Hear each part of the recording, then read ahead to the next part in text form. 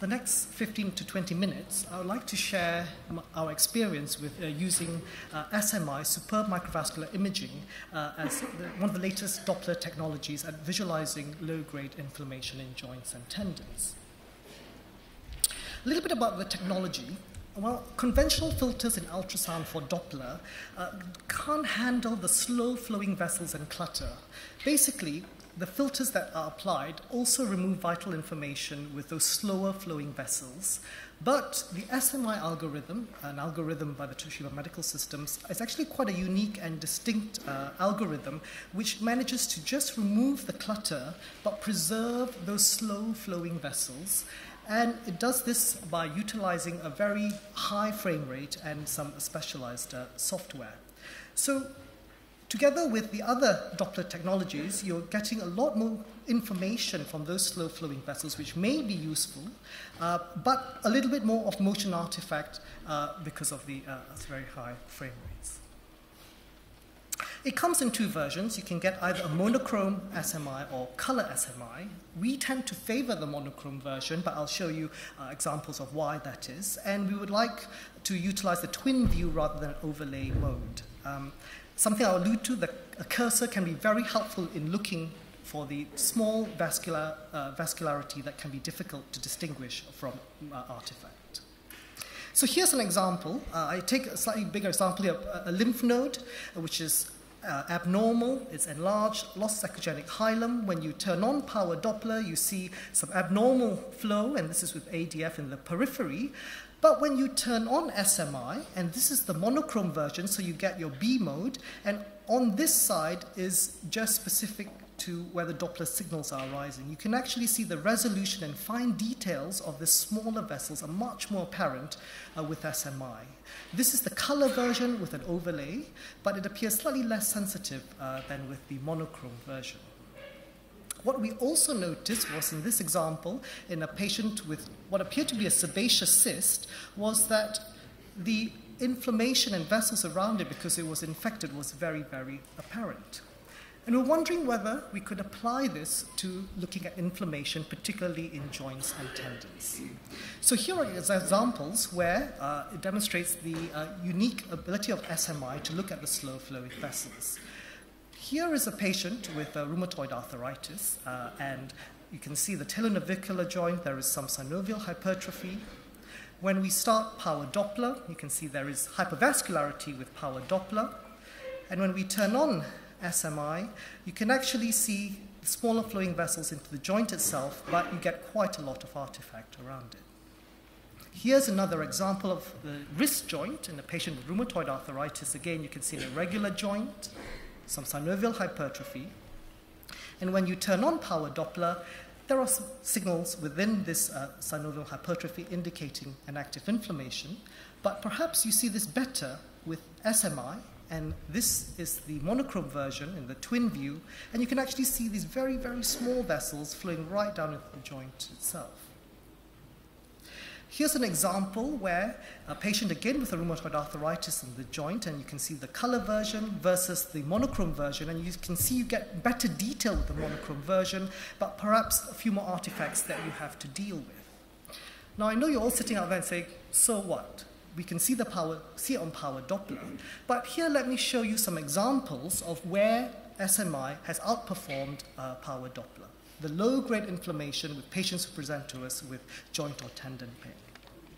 Here's a patient with a supraspinatus tendonitis, thickened supraspinatus tendon, and with power Doppler, you can see it's a noisy image because we're trying to maximize the signal detection, but really nothing at all that we could pick up with power Doppler.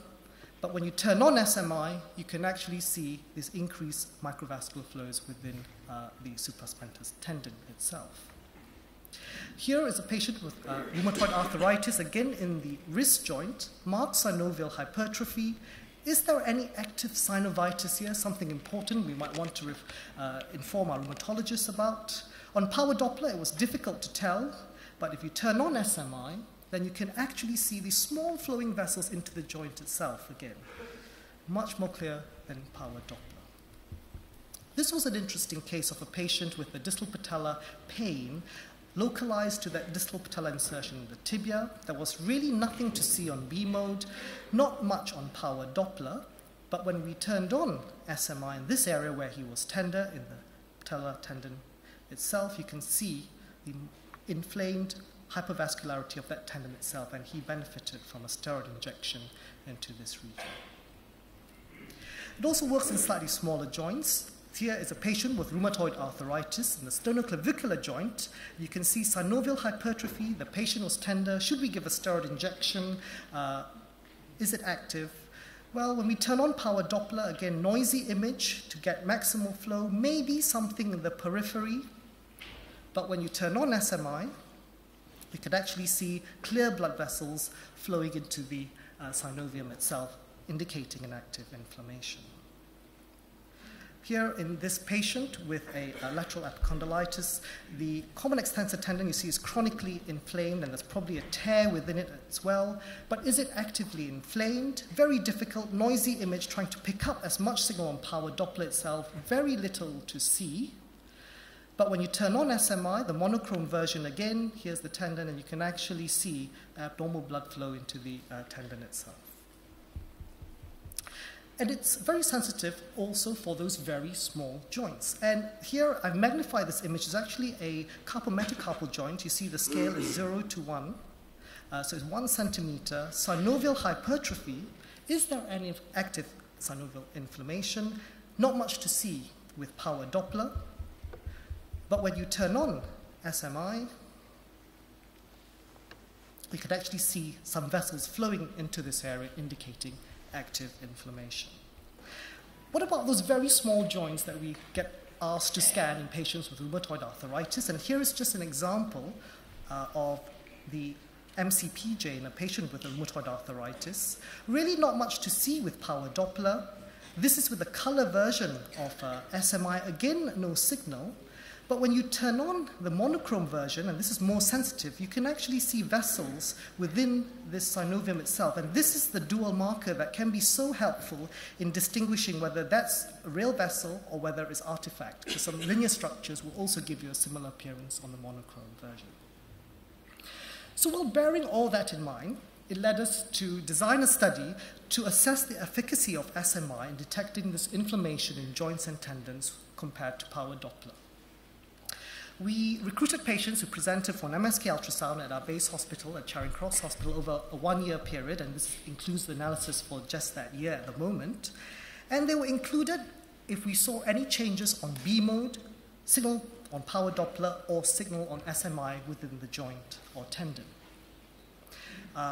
The video clips in 2 planes and images were stored for later analysis by 3 musculoskeletal trained radiologists with more than 10 years experience of MSK ultrasound, and this was all performed with high resolution on the Appio 500 scanner. The readers were asked, when they reviewed the video clips, to score if vascularity was seen in the joints or tendons with power Doppler, SMI, or both.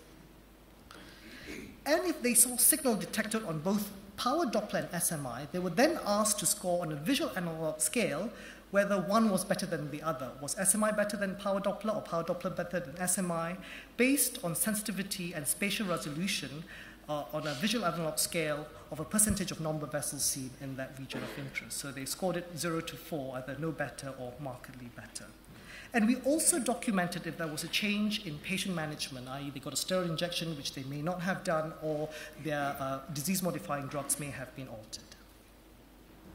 Well, the latest analysis so far have had 77 patients with a mean age of 44 years and a slight female predominance, 98 joints and 18 tendons, so a total of 116 joints and tendons.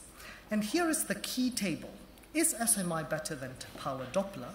Well, out of those 116, we saw the reader scored signal in both power Doppler and SMI in 58. But more importantly, in 40 of those cases, signal was only seen with SMI, but not with power Doppler.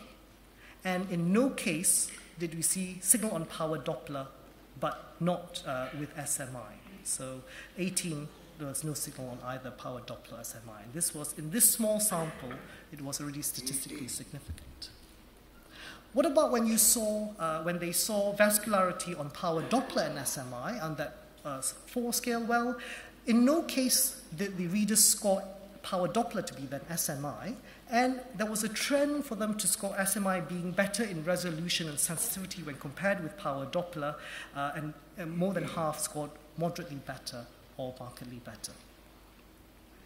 So in 40 out of our patients where vascularity was only seen with the SMI, it seemed to change management in 19 of those.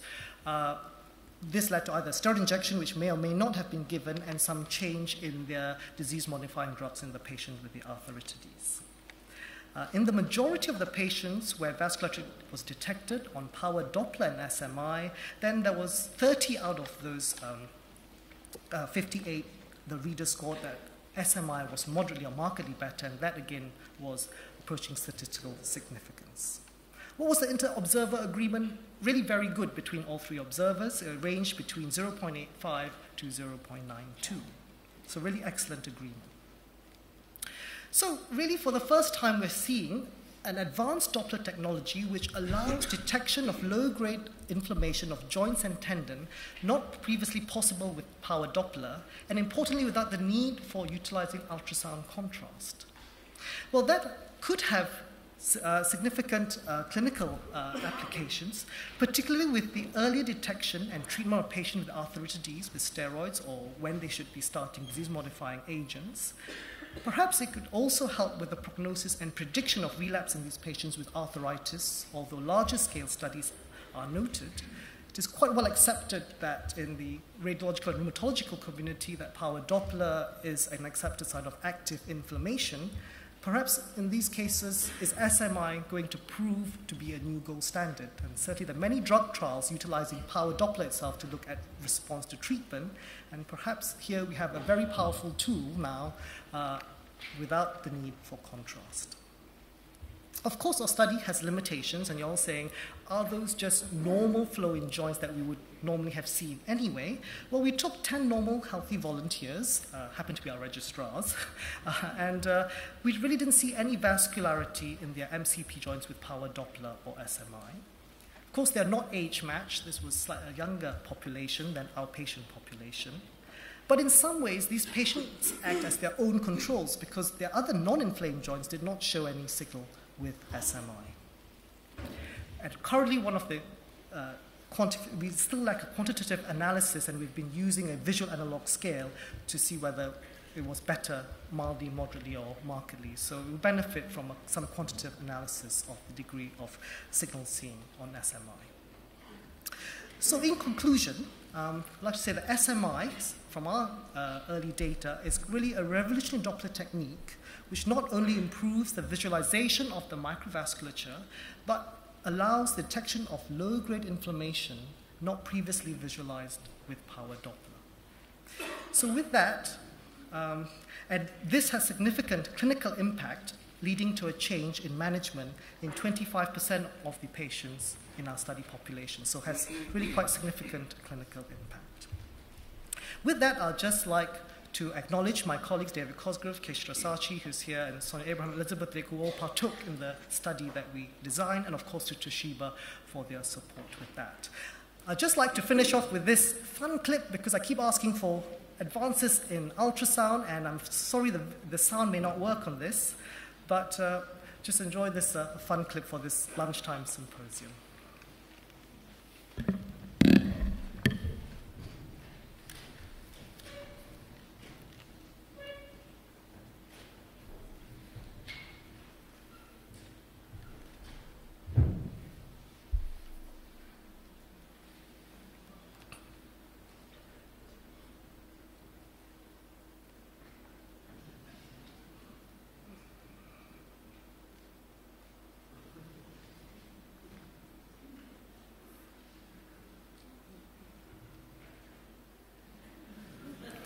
Thank you very much for your attention. I hope we can have that one day.